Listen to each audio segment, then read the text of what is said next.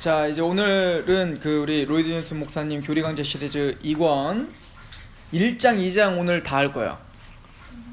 성령님의 인격과 신성에 대한 이야기를 제 생각에는 한 25분이면 돼요. 25분 정도에 끝내려고 합니다. 자, 우선은 성령님에 대해서 우리가 사실은 이제 삼위일체에 대해서 한번 했었어요. 그죠? 우리 첫 번째 책에서 삼위일체에 대해서 우리가 이미 얘기했기 때문에 이제 성령님에 대한 이야기를 좀 큰 틀에서만 좀 얘기하면 되는데, 우리가 성부와 성자와 성령 하나님이 계시는데 우리가 성령님을 항상 좀 많이 오해하고 있다는 것을 이제 지적을 하죠. 또 성령님에 대해서 관심을 많이 갖지 않고, 우리가 보통 이제 성령님을 어떻게 많이 활용하냐면 뭔가 능력처럼 활용한다고요. 그러니까 뭐 전기처럼.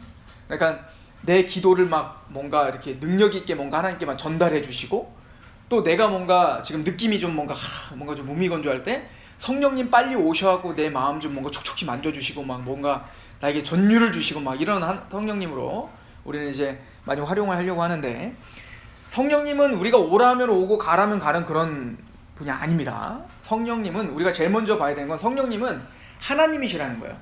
예를 들어서 하나님 보고 이리 오세요, 저리 가세요 이렇게 할 수 없잖아요. 그죠? 그런 것처럼 우리가 성령님은 성부 하나님과 성자 예수님과 동등하게 우리가 생각해야 된다는 게 굉장히 중요하다라고 하는 거를 먼저 좀 염두에 두고, 그러면은 그런 성령님을 왜 우리는 로이드 존스 목사님은 그런 얘기를 하죠. 성령님을 왜 그럼 우리는 성령님이 왜 인격이시며 하나님이시라 또 성부와 성자 예수님과 같은 그런 대우를 받지 못했을까라고 할 때, 우선은 역사하시는 게 굉장히 신비롭기 때문에 그렇죠. 예를 들어 성부 하나님은 막 말씀도 하시는 것 같고, 그죠? 아브라함아 막 이렇게 말씀도 하시잖아요. 또 예수님이야 이제 우리처럼 육체를 입고 오셨던 분이니까 우리가 너무 많이 들었으니까 이제 딱 그게 인격으로 딱 느껴지는데, 왠지 성령님이 직접 막 우리에게 막 들려지게 말씀하시는 것 같지도 않고, 그렇기 때문에 어떤 힘이나 능력처럼 보이기 때문에, 또 우리에게 하시는 역할들이 굉장히 좀 신비해 보이기 때문에 성령님을 우리는 좀 많이 오해한다는 거예요. 또 하나는 또 성경에서 보면 성령님이 그렇게 많이 부각되어 있지 않는 것 같아요. 예를 들어서 성부 하나님은 굉장히 부각되어 있죠. 또 성자 예수님도 신약에 보면 굉장히 부각되어 있고, 근데 왠지 성령님은 이렇게 성령님만 또 이렇게 막 부각돼서 이렇게 꼭 활용이 되어 있지 않는 것 같은 느낌이 들어요. 그래서 이제 로이 존스 목사님이 얘기하는 것처럼 원래는 성령님이 하나님이시며 인격이시며 이분을 존중하는 것이 아마 초대교회 때는 당연한 걸로 여겨졌을 거라고요. 그런데 이제 초대교회 때의 논쟁들의 대부분 뭐냐면 이제 예수님에 대한 논쟁이 좀 많았어요. 예수님이 하나님이시냐 사람이냐, 하나님이면서 사람이다, 뭐 이런 논쟁들이 많았기 때문에 초대교회 때는 거의 예수님과 하나님과의 관계 뭐 이런 것들에 많이 논쟁을 했었다고요.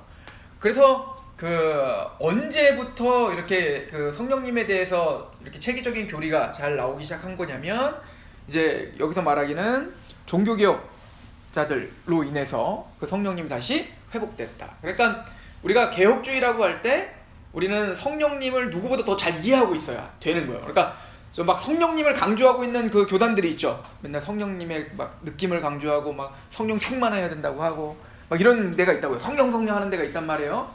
근데 그 사람들은 성령님을 이용해 먹으려고 하는 것이지 그분들이 정말 성령님을 이해하고 있는 건 아니란 말이에요. 그러니까 개혁주의에서 성령님을 어떻게 이해하고 있는지, 또 우리가 개혁주의 신앙을 하고 있다면 성령님을 누구보다 더 잘 이해해야 된다라고 이야기를 해요. 여기서 말하는 워필드라고 하는 그 신학자가 칼빈을 성령신학자라고 이야기를 하죠. 왜 그러냐면 칼빈은 모든 신학 안에 성령님을 빼놓고 얘기할 수 없음을, 모든 기독교 강요나 이런 게 뭐 성령님이 없으면 그게 진행이 안 될 정도로 성령님의 어떤 역할과 성령님의 어떤 함께하심, 또 구속하심, 또 창조하심, 이런 것들을 굉장히 잘 설명한 사람이다라고 이야기합니다. 그래서 간단하게 성령님은 그러면은 우리가 어떻게 정리해야 되냐? 성령님은 인격이시다라고 하는 걸 우리가 먼저 정리할 거고요.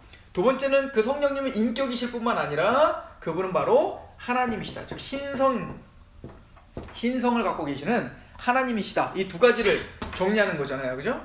자, 그러면 인격이다라고 할 때에 그럼 왜 우리는 성령님을 인격이라고 하냐라고 하는 부분들을 이야기해요. 근데 이미 저랑 얘기를 많이 했었어요, 이거. 그죠? 첫 번째, 가장 대표적인 건 뭐냐면 인칭 대명사를 쓰고 있기 때문에 그래요. 특히 예수님이 성령님을 이야기할 때면 그가라고 하죠. 그가 오시면이라고 해요. 또 다른 보혜사를 보내줄 것이다. 그죠? 내가 또 다른 보혜사를 너에게 보내줄 것이다. 그가 오시면 나의 것을 가지고 너에게 가르치고 기억나게 할 거야 라고 한다고요. 그래서 성령님은 요한복음 14장, 15장, 16장, 17장에 보면 성령님에 대한 이야기가 있다고요. 그래서 그 예수님이 성령님을 이야기할 때 인칭 대명사라는 걸 썼고요. 또 하나는 뭐냐면 성령님에는 그 성경에는 성령은 인격 이런 말이 없잖아. 그죠? 그런데 왜 우리는 성령님을 인격자라고 이야기할 수밖에 없냐면 인격이라고 하는 인격에는 세 가지 요소가 있죠? 인격만이 갖고 있는 세 가지 요소가 있는데 그 요소가 뭐였어요? 지, 정, 의란 말이에요. 그러니까 성령님은 인격이다 이렇게 써있지는 않지만 그분은 바로 인격자만이 가질 수 있는 지정의를 갖고 있다라고 하는 것을 이야기하기 때문에 우리는 성령님을 인격자라고 고백할 수밖에 없는 거야. 그죠? 첫 번째는 뭐 지식은 그런 거죠. 여기 보면 나중에 보면 신성할 때도 그 구절을 사용하시던데 성령님은 하나님의 깊은 것도 통달하신다라고 말하죠. 그러니까 성령님은 뭐가 있다는 거예요? 하나님의 지식을 갖고 있다는 거죠. 그죠? 우리는 알 수 없는 깊은 하나님의 그 깊은 곳까지도 다 통달하신다는 거예요. 그러니까 성령님은 뭐가 있다는 거예요? 지식이 있다는 거죠. 자, 두 번째는 뭐예요? 성령님은 뭐가 있어요? 정이죠. 마음이 있죠. 감정이 있죠. 그래서 이건 로마서 8장에 보면은 성령님이 우리가 빌바를 알지 못할 때 성령이 말할 수 없는 탄식으로 우리를 위해서 간구하신다라고 하는데 바로 탄식도 하시죠. 그죠? 또 하나는 이제 의지예요. 의지. 그죠? 의지는 자유의지는 인격자만이 갖고 있는 거잖아요. 그죠? 그런데 고린도전서 12장은 은사장인데 그 은사장에 보면 성령님께서 그 은사들을 나누어 주신다라고 해요. 자기 뜻대로 나눠 주신다라고 이야기를 한다고요. 그러니까 성령님은 지식이 있고 또 어떤 감정이 있고 그리고 의지가 있다. 그런 걸 보면서 우리는 성령님이 인격자시구나라는 걸 안다고요. 또 예를 들어서 아나니아와 삽비라가 그 성령을 속이는 장면이 나온다고요. 그 말 자체가 이미 성령님이 인격자라고 하는 것이죠. 그러니까 네가 성령을 속였다라고 이야기하잖아요. 그건 무슨 얘기냐면 즉 성령님이 진짜 속겠어요? 안 속겠죠.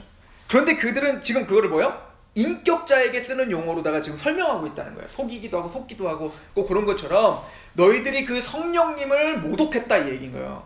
그 성령님을 모독하고 속이고 그 성령님을 조롱했다 이 얘기인 거죠. 그러니까 성경은 그래서 바로 성령님은 그냥 어떤 힘이나 에너지가 아니라 그분은 바로 인격자이시다라고 하는 것을 강조하고 있다라고 하는 거예요. 자, 그런데 그 성령님이 인격자이실 뿐만 아니라 우리가 믿는 건 뭐냐면 그분은 바로 하나님이시다라고 하는 거예요. 자, 이 부분이 이제 중요하죠. 자, 인격자라는 건 왜 그런지 아시겠죠? 성령님을 우리가 인격자라고 부를 수밖에 없는 거예요. 그분이라고 해야 되는 거예요. 그러니까 성령 그렇게 친구 부르트하면 안 되는 거야. 성령님이라고 우리는 하나님을 존중하듯 성령님을 존중하며 우리는 해야 되죠. 근데 그 인격자이신 성령님은 하나님이시다라고 이야기를 한다고. 그럼 왜 성령님을 우리는 하나님이라고 이야기할 수밖에 없을까라고 할 때 그 아나니와 삽비라 이야기에서도 그래요. 그러니까 성령을 속였잖아요, 그죠? 근데 또 나는 네가 하나님을 속였다 이렇게 표현한다고요. 그러니까 성령님과 하나님을 병행적으로 쓴다고요. 그러니까 그런 구절들이 굉장히 많아요. 그래서 어떤 하나님에게만 또 칭해지는 어떤 하나님만이 가질 수 있는 어떤 특성들이 있다고요. 예를 들어 영원하시다. 영원하신 분은 누구밖에 없죠? 하나님밖에 없죠? 전지하시다. 이런 건 누가 따라할 수 없어요? 이거는 하나님만. 무소부지하시다. 이런 건 다 하나님만 하실 수 있는 건데 이런 용어들이 성령님에게 붙는다는 얘기인 거예요. 영원하신 영이라고 할지 또 아까 그 고린도 교회에 보낸 편지에서 보니까 깊은 것도 통달하신다. 이게 뭐 전지하신다는 거잖아요. 하나님의 그 깊은 것도 아시는 거니까. 즉 성령님은 그렇게 전지전능하시다라고 하는 거고 제일 중요한 것은 성령님을 하나님이라고 말할 수밖에 없는 건 뭐냐면 하나님만이 하실 수 있는 독특한 사역이 있어요. 피조물은 감히 따라할 수 없는 독특한 사역이 있어요. 어떤 사역일까요? 제일 하나님만이 하실 수 있는 사역. 첫 번째, 창조죠. 즉, 이 창조 사역은 그 어떤 피조물이 따라할 수 없는 거예요. 그런데 성령님은 하나님과 함께 하신 창조자이다 라고 하는 것을 강조합니다. 예를 들어 창세기 1장에 보면 한번 봅시다. 창세기 1장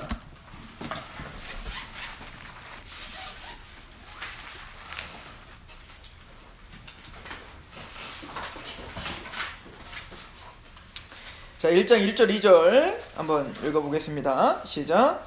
태초에 하나님이 천지를 창조하시니라. 땅이 온돈하고 공허하며 흑암의 깊음 위에 있고 하나님의 영은 수면 위에 운행하시느니라.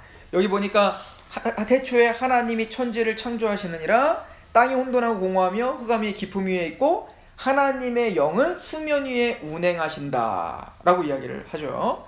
그리고는 우리 그 4절에 보면 빛이 하나님 보시기에 그 3절에 하나님이 이르시되 빛이 있으라 하시니 빛이 있었고 빛이 하나님이 보시기에 좋았더라. 하나님이 빛과 어둠을 나누사 라고 이야기하죠. 그러니까 성부 하나님은 말씀으로 천지를 창조하시죠. 그렇죠? 말씀하시죠. 그리고 지금 성령님은 그 수면에 운행을 하신다 이렇게 표현을 해요. 그러니까 천지 창조하실 때 성부 하나님만 계셨던 게 아니라 그 말씀하실 때 그 말씀이라는 게 뭐냐면 이거를 그래서 요한복음 1장은 뭐라고 하죠? 태초에 말씀이 있었느니라 라고 이야기하는 것처럼 여기서 말하는 건 단순히 말씀이 아니라고요. 예를 들어서 그 말씀을 들을 수 있는 사람이 있어요? 없잖아. 즉 그 말씀이라는 건 뭐냐면 하나님의 뜻이 선포되고 표현되고 계시되는 걸 말하는 거야. 그러니까 천지를 창조할 때 요한 사도는 그 얘기를 하는 거예요. 태초에 말씀이 있었다. 언제? 그러니까 이 땅에 천지 창조하기도 전부터 이미 말씀은 계셨어. 이분이 누구래요? 예수님이라는 거예요. 그러니까 이거를 무슨 얘기냐면 하나님을 우리에게 제대로 잘 표현하고 계시할 수 있는 오직 유일한 말씀은 누구밖에 없다는 거야. 예수님밖에 없다는 거야. 그럼 이 신약적인 관점으로 우리가 구약을 보면 성부 하나님께서 천지를 창조하셨고 성자 예수님은 말씀으로서 그 하나님의 그 계획과 목적과 그 모든 것들을 어떻게 하는 거예요? 표현하시고 나타나시는 역할을 말씀을 통해서 하고 계시는 거예요. 그리고 성령님은 뭐 하시죠? 운행하시는 거죠. 그러니까 운행하신다는 건 뭐냐면 거기서 적용하시고 계시는 거예요. 뭔가 지금 힘으로 지금 뭔가 그 하나님의 그 계획이 예수 그리스도를 통해서 지금 뭔가 창조가 되고 있을 때 성령님도 함께 뭐 하고 있는 거예요? 적용하시고 같이 움직이고 계시고 있죠. 이게 지금 성부와 성자와 성령 하나님의 같이 일하시는 어떤 패턴이에요, 항상. 그래서 성경은 성령님이 바로 창조자이심을 이야기를 해요. 게다가 하나님만이 하실 수 있는 또 하나의 사역이 뭐죠? 구속이죠. 저 구원이에요. 그래서 이 구원의 어떤 패턴도 이 창조의 패턴과 거의 비슷하죠. 그래서 성부 하나님은 우리의 구원을 어떻게 하신다? 에베소서 1장 3절에 보니까 우리를 하늘에 있는 신령한 복을 우리에게 주시기 위하여 그리스도 안에서 창세 전에 어떻게 하셨다? 택하사. 그죠? 그러니까 성부 하나님은 우리의 구원을 계획하시고 목적하신단 말이에요. 예정하시죠? 그러면 성자 예수님은 뭐 하시는 분이죠? 그의 피로 구속 곧 죄사함을 얻게 하셨다는. 그러니까 하나님의 그 구원의 계획을 우리 안에게서 정말 나타내시고 계시하시고 그걸 성취하신 분이 누군 거야? 예수님이죠. 예수님 정말 실제적으로 십자가의 죽으심으로 그 구속을 완성하신다고요. 그러면 그 구속이 완성된 예수님을 통해서 완성된 그 구속, 그 구원을 우리에게 적용하시고 인쳐주시는 분이 누구야? 성령님인 거예요. 그러니까 성부와 성자와 성령 하나님은 천지 창조를 같이 하셨을 뿐만 아니라 재창조이신 구원도 같은 패턴으로 어떻게 하시는 거예요? 함께 하고 계시는 거예요. 그래서 우리는 성령님을 뭐라고 하는 거냐면 바로 하나님이시다 라고 할 수밖에 없는 거예요. 또 하나, 예수님께서 부활하신 것도 누구의 힘으로 부활했죠? 성령님의 힘으로. 그러니까 죽은 자를 일으킬 수 있는 건 누구밖에 할 수 없어요? 하나님이요. 근데 바로 성령님이 그 일을 하셨다는 거예요. 그래서 우린 성령님을 누구라고 말할 수밖에 없는 거예요? 하나님이라고 이야기할 수밖에 없다라고 하는 거죠. 자, 그러면 성경에서 성령 삼위일체 하나님이 나오는 게 어디서부터 나올까요? 보통 어디서부터 나온다고 이야기를 할까요? 창세기 1장 1절부터 우리는 그래서 창세기 창조 사역부터 나온다고 우리는 믿고 있는 거예요. 자, 그리고 그래서 하나님께서 우리를 만드실 때 뭐라고 만들죠? 창세기 또 1장에 보면 우리가 우리의 형상대로라고 이야기를 하죠. 근데 이제 우리가 이미 앞에서 얘기했지만 거기는 두 가지 의미가 있어요. 첫 번째는 뭐냐면 이걸 장원복수라고 해요. 장원복수라는 건 뭐냐면 왕이나 이런 어떤 그 권세가 있고 권위가 있는 사람들이 나를 가리킬 때 짐 이렇게 말하는 것처럼 꼭 내가라고 안 하고 우리가라고 이야기를 하는 어떤 그 자신의 어떤 그 위엄과 권위를 표현할 때 장원복수라는 걸 쓰는데 아마 이것도 신학자들은 장원복수다라고 이야기를 해요. 그러니까 하나님이 혼자시지만 어떤 하나님은 권위 있고 장엄하신 분이기 때문에 장원복수로 하나님 이렇게 이제 엘로힘이라고 하는 어떤 복수로 썼다 이야기를 합니다. 그러나 그것은 이제 그 성경학자들이 한 얘기고 신학적으로 우리가 본다면 우리는 삼위일체로 보는 게 합당합니다. 그래서 성부와 성자와 성령 하나님이시기 때문에 그분들은 복수로 써 있지만 그러나 그분은 한 분이시다라고 우리가 보는 것이 맞다는 거죠. 그래서 이제 신약에 와서는 조금 더 구체적으로 성부와 성자와 성령 하나님이 드러나시죠. 그 대표적인 게 뭐냐면 예수님께서 세례 받으실 때죠. 그래서 세례 받으실 때 성부 하나님은 위에서 어떻게 하셨어요? 말씀하셨고, 예수님은 성자 예수님은 세례를 받고 계셨고, 성령 하나님은 비둘기처럼 임하셨고. 그래서 성부와 성자와 성령 하나님은 우리가 이제 그 양태론이라고 하는 이단이 있고 삼신론이라고 하는 이단이 있어요. 양태론이라고 하는 거는 뭐냐면 내가 집에서는 아빠고 교회에서는 목사고 그리고 내가 뭐 나도 어디서 뭐 하냐 나 진천에 가면 아들이고 그러니까 내가 혼자 다 하고 있다는 거죠. 그러니까 그 성부 하나님 뭐 하늘에서는 성부 하나님이었다가 이 땅에 잠깐 왔을 때는 성자 예수님이었다가 이제는 성령님이 되셨고 이런 게 아니에요. 그죠? 그러니까 한 자리에 성부와 성자와 성령 하나님이 같이 계시잖아요. 그러니까 양태로는 잘못된 겁니다. 그렇다고 해서 그럼 성부와 성자와 성령 하나님은 그러면 새 하나님이시다. 이렇게 하면 삼신론이라는 또 이단이 된단 말이에요. 그래서 삼위일체는 우리가 이해할 수 있는 것도 아니다라고 하는 거였죠. 그런데 그분들을 삼위일체를 우리가 이해할 수 있는 그래서 가장 좋은 모델은 뭐 완벽한 모델은 아니지만 그래도 성경에서 우리에게 제시하는 가장 좋은 모델은 뭐냐면 부부라고 했어요. 그죠? 그러니까 아담 보고 그러잖아요. 아담아 너는 부모를 떠나서 여자와 한 몸을 이루라 라고 하잖아요. 즉 그 아담과 하와는 각자의 인격을 갖고 있지만 그들은 하나야. 뭘로 하나죠? 사랑으로 하나인 거야. 자, 그런데 우리가 왜 이게 잘 안 느껴지냐면 우리가 누군가를 사랑해도요, 누군가를 너무너무 사랑해도 이 뜻이 하나고 마음이 하나고 생각이 하나인 거 이걸 경험을 우린 못해. 왜지? 타락해서 그런 거야. 그러니까 우리는 온전히 하나를 경험해보지를 못해요. 우리가 그 연애를 처음 할 때 너무너무 따끈따끈해갖고 막 다 해줄 것 같고 막 그럼에도 우리는 온전한 연합과 온전한 사랑을 우리는 경험을 못하는 거예요. 그러니까 성부와 성자와 성령 하나님은 그 하나가 우리가 상상할 수 없는 사랑이에요. 그래서 너무 사랑해서 하나야. 거기까지만 하면 돼. 자, 그런 것처럼 성부와 성자와 성령 하나님은 그렇게 하나신데 지금 성부와 성자와 성령 하나님은 동등되시다. 자, 이걸 우리는 또 어디서 힌트를 얻냐면 우리 고린도전서를 한번 가봅시다.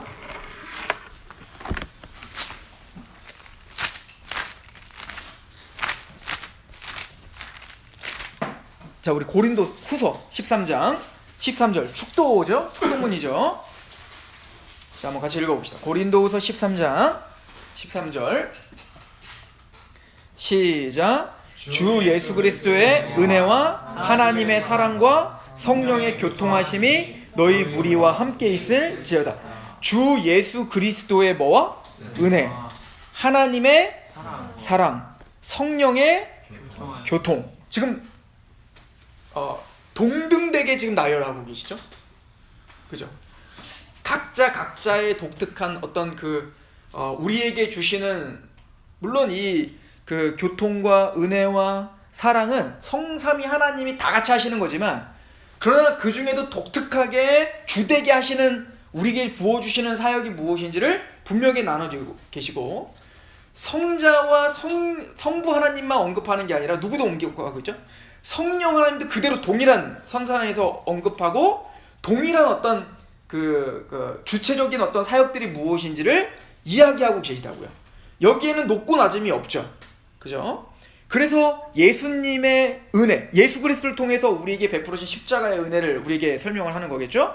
또 그 예수 하나밖에 없는 아들을 우리에게 내어주실 수밖에 없었던 그 아버지의 사랑하심, 또한 성령님의 이 교통, 코이노니아인데, 성령님은 우리를 그 예수 그리스도를 통해서 이루신 그 구원과 우리를 연합시켜 주시고 교통케 하시고, 또 그렇게 교통한 우리들을 서로 또 어떻게 해요? 구원받은 우리들을 교회로 연합시켜 주시는 역할을 누가 하세요?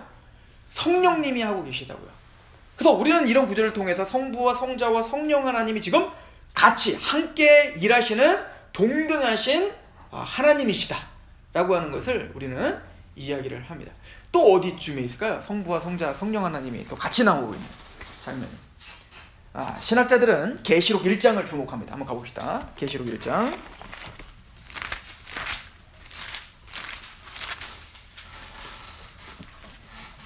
계시록 1장은 서신을 시작하면서 성부와 성자와 성령 하나님으로 송영으로 시작하는 아주 중요한 책입니다.